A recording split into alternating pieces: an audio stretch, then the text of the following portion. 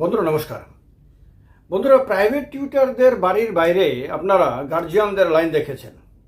সব জায়গাতে এটা কম বেশি দেখা যায়। ভেতরে বাচ্চা প্রাইভেট টিউটরের কাছে পড়ছে, আর বাইরে গার্জিয়ানরা মানে বাচ্চার হয় বাবা অথবা মা, কেউ না কেউ, এরা আরও অনেক বাচ্চার বাবারা একসাথে বসে গল্প করছে বাইরে। তো এরকমটা আপনারা দেখেন। স্কুলে বাচ্চা পরীক্ষা দিতে গেছে, বাইরে মা বাবা অপেক্ষা করছে। পরীক্ষা শেষ হলে পরে বাচ্চাকে নিয়ে বাড়িতে ফিরে আসবে। অনেক ক্ষেত্রে দেখা যায় স্কুলে বাচ্চাকে নিয়ে গিয়ে যতক্ষণ পর্যন্ত না ক্লাস শেষ হয় ততক্ষণ পর্যন্ত বাইরে বাচ্চার মা বাবা এরা দাঁড়িয়ে থাকেন, অপেক্ষা করেন।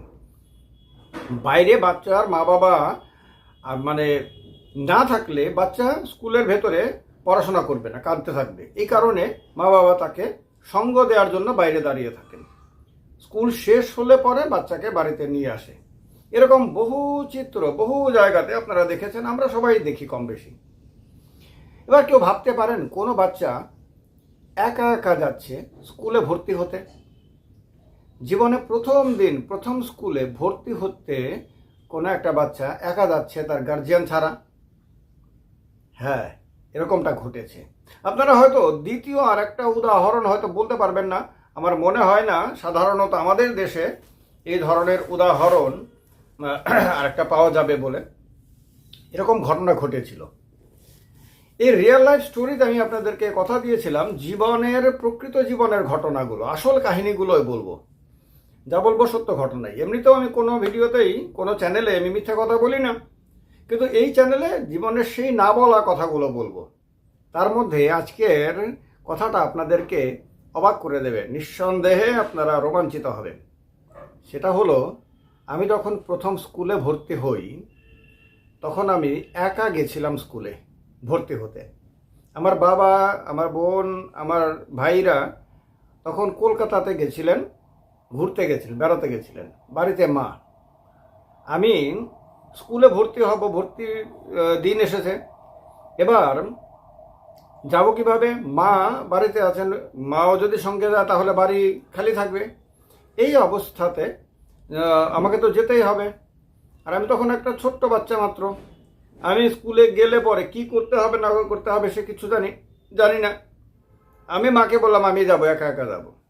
আর আমার মা খুব সাহসী মহিলা ছিলেন, ভীষণই আত্মবিশ্বাসী মহিলা ছিলেন। আমার মা সবসময় চাইতেন যে আমরা মজবুত চিন্তা চেতনায় মজবুত হই, উন্নত হই। মা নিজে উন্নত চিন্তার অধিকারিণী ছিলেন। আমাদের মধ্যেও সেই উন্নত চিন্তা ভাবনাটা মা ঢুকিয়ে দিয়েছিলেন। এবং মা ব্যাপকভাবে বই পড়াশোনা করতেন, তো সারা দুনিয়ার খবরাখবর রাখতেন, সারা দুনিয়ার নানান ধরনের গল্পের বই পড়তেন। মা পড়াশোনার জগতে সারাদিন মানে ম্যাক্সিমাম টাইম থাকতেন।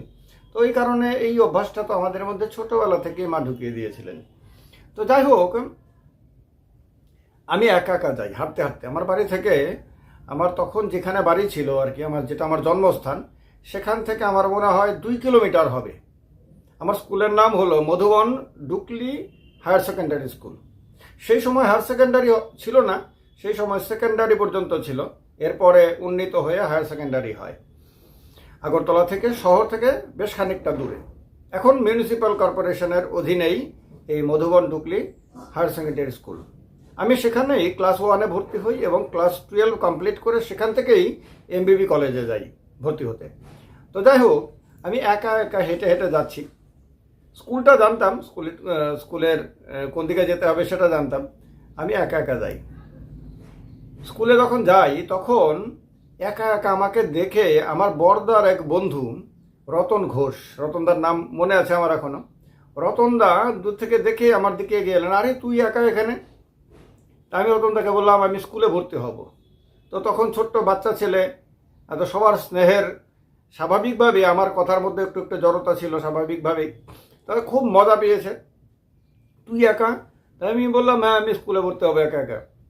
রতনদা এরপরে আমাকে হেল্প করেছিলেন, কারণ এই ফর্মালিটি কী করতে হবে সেগুলি তো আমি কিচ্ছুই জানি না।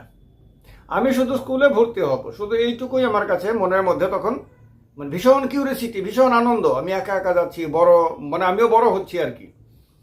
তো স্কুলে টিচাররাও কিন্তু খুব হাসি ঠাট্টা করেছিলেন, খুব খুশিও হয়েছিলেন। তো সবারই দৃষ্টিতে পড়েছিল জিনিসটা। যে একটা বাচ্চা কোনো গার্জিয়ান ছাড়া একা হাঁটতে হাঁটতে একা এসে স্কুলে ভর্তি হওয়ার জন্য বলছে, এটা বড়দের কাছে তো খুব একটা দারুণ ব্যাপার। তো এরপরে রতনদা ওই ফর্মালিটি যা যা করার ব্যাপার সেগুলি কী কী কাগজ টাগজ এগুলি রতনদা করেছিলেন, সেগুলি আমার মনেও নাই, মনে থাকারও ব্যাপার নাই। ওই সময় কী বা কতটুকুই বা বুঝতাম, আর ওই সময়ের কথা কতটুকুই বা মনে পড়বে। শুধু এইটুকু মনে আছে, যেটা কোনোদিন ভোলার না অ্যাকচুয়ালি, সেটা মানুষের আমাদের জীবনে এমন এমন কিছু কিছু ঘটনা ঘটে যেগুলি আমরা কোনো দিনই ভুলতে পারি না। কেউ যদি জাতিস্বর হয়, পরজন্মের কথা যদি তার মনে থাকে, মানে আগের জন্মের কথা যদি পরজন্মে মনে থাকে, সেই রকম ব্যক্তি হয়তো পরজন্মেও এই ধরনের কথাগুলো মনে রাখে। এগুলি এত এক্সট্রা অর্ডিনারি। আর মানে এক্সট্রাঅর্ডিনারি বলতে তো সারা পৃথিবীতে এটা এক্সট্রাঅর্ডিনারি ঘটনা।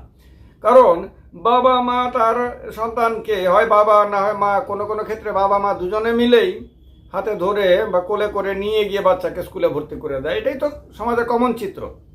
তো সেই দিন হয়তো বাড়িতে বাকিরা যদি থাকতো সেদিন, তাহলে হয়তো তারাই নিয়ে যেত আমাকে।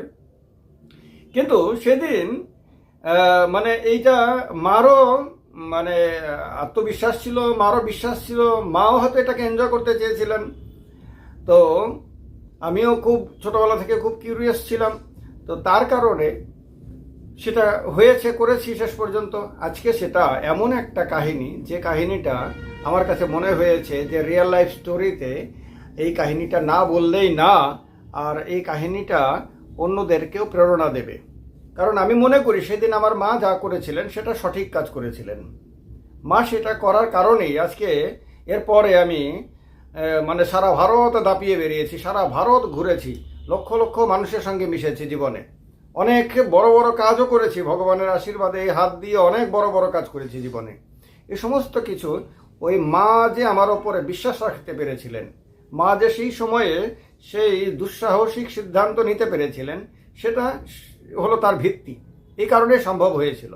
তো মা বাবারা অনেক ক্ষেত্রে দেখা যায় যে বাচ্চাকে স্কুলে নিয়ে যেতে হবে, বাইরে বসে থাকতে হবে, তারপর হাতে ধরে আবার ফিরিয়ে আনতে হবে, রাস্তা বাচ্চাকে হাতে ধরে ধরে পার করাতে হবে, সব কিছু। সিঁড়ি দিয়ে না বাচ্চা নামতে গিয়ে না পড়ে যায়, সিঁড়িতে উঠতে গিয়ে না পড়ে যায়, কোনো কিছু না একা একা করলে তার না কোনো লোকসান হয়ে যায়, প্রাইভেট টিউটরের কাছে পাঠালে সেখানে গিয়ে বাইরে বসে থাকা, এগুলি করে। এতে বাচ্চাটাকে আত্মনির্ভর হওয়ার ক্ষেত্রে বাধা সৃষ্টি করে। এতে কিন্তু ছেলেটার নিজের মেরুদণ্ডটা মানে সোজা হতে কিন্তু অসুবিধা হয়। এর ফলে কিন্তু ছেলেটা নিজের পায়ে দাঁড়াতে কষ্ট পায়। নিজের পায়ে দাঁড়ানো মানেই কিন্তু জীবনে কোনো একটা সরকারি চাকরি পেয়ে যাওয়া, কোনো একটা বিরাট বড় ব্যবসার মালিক হয়ে যাওয়া, কোনো একটা বড় মন্ত্রী হয়ে যাওয়া, এরকম ব্যাপারটা না। কিন্তু অন্যের হাত ধরে যদি মন্ত্রীও হয়, মুখ্যমন্ত্রীও হয়, রাজ্যপালও হয়, দেশের প্রধানমন্ত্রী হয়, তাহলে এটা তার আত্মনির্ভরতার প্রমাণ না। কিন্তু কোনো না কোনোভাবে আপনার একটা চাকরি পাওয়ার জন্য কেন নেতাদের বাড়িতে যেতে হয়, কেন একে ওকে ধরতে হয়, কেন সে নিজের ওপরে ভরসা করে সে মানে দৃঢ়তার সঙ্গে ভাবতে পারে না যে আমি আমার দক্ষতা দিয়ে চাকরি পাবো, আমার দক্ষতা দিয়ে আমি এটা করব ওইটা করবো, যাই করি না কেন আমার নিজের যোগ্যতা দিয়ে, আমার নিজের দক্ষতা দিয়ে করবো, এটা কেন ভাবতে পারে না? এই কারণে যে ছোটবেলা থেকেই মা বাবা তাকে নির্ভরশীল করে রাখতে পছন্দ করেন, কোলে কোলে করে রাখাটাকেই মনে করেন মা বাবা হিসেবে তার শ্রেষ্ঠ দায়িত্ব পালন। কিন্তু এটা তার শ্রেষ্ঠ দায়িত্ব পালন না, এটা তার দায়িত্বের প্রতি অবহেলা। তার দায়িত্ব হলো তার এই সন্তানটা যাতে নিজের পায়ে দাঁড়ানোর সাহসটা করতে পারে। বারবার পড়বে, হামাগুড়ি দিতে দিতে পড়ে যাবে, বারবার হয়তো কোথাও সরে যাবে, একটু রক্ত বেরোবে, ব্যথা পাবে, কখনো কান্না করবে, ইত্যাদি ইত্যাদি, সব কিছুই হবে। এগুলি জীবনের অঙ্গ। কখনো কাদামাটি লাগবে, পোকামাকড় কামড় দেবে, এগুলি সব হবে। কিন্তু এইগুলি করতে করতে যদি সে দাঁড়াতে পারে, তাহলে তার নিজের মেরুদণ্ডটা শক্ত হবে, তার মধ্যে আত্মবিশ্বাস জন্মাবে, সে শিখতে শিখতে বড় হবে, এবং তার নিজের প্রতি তার নিজের যে বিশ্বাসটা সেটা এতটা মজবুত হবে যে কোনো সে নেতার বাড়িতে গিয়ে নিজের জীবনের একটা বিরাট অংশ নষ্ট করবে না, নেতার পেছনে পেছনে তাবেদারি করবে না। অন্য কেউ যদি দয়া করে একটা চাকরি দেয়, একটা ব্যবসা করে দেয়, একটা এটা করে দেয়, ওইটা করে দেয়, একটা পদ দিয়ে দেয়, রাজনীতিতে মন্ত্রী বানিয়ে দেয়, এমএলএ বানিয়ে দেয়, কিছু একটা বানিয়ে দেয়, তার জন্য অপেক্ষা করবে না। সে নিজে সাহস করবে এবং নিজে ভাববে যে আমি অন্যের ভরসার কেন্দ্রবিন্দু হব, আমি অন্যের সাহসের আপনার কেন্দ্র হব, আমি সাহসের জন্য, ভরসার জন্য অন্যের দরজাতে গিয়ে বসে থাকবো না। এটা কি হয়? অনেক ক্ষেত্রে এটা হয় না, সব ক্ষেত্রে কথা বলছি না, অনেক ক্ষেত্রে এটা হয় না বলেই সমাজ কিন্তু এগোতে পারে না সার্বিকভাবে। এই কারণে আমার মনে হয়েছে রিয়েল লাইফ স্টোরিতে এই রিয়েল কাহিনীটাকে না বললে একটা অন্যায় হবে সমাজের প্রতি।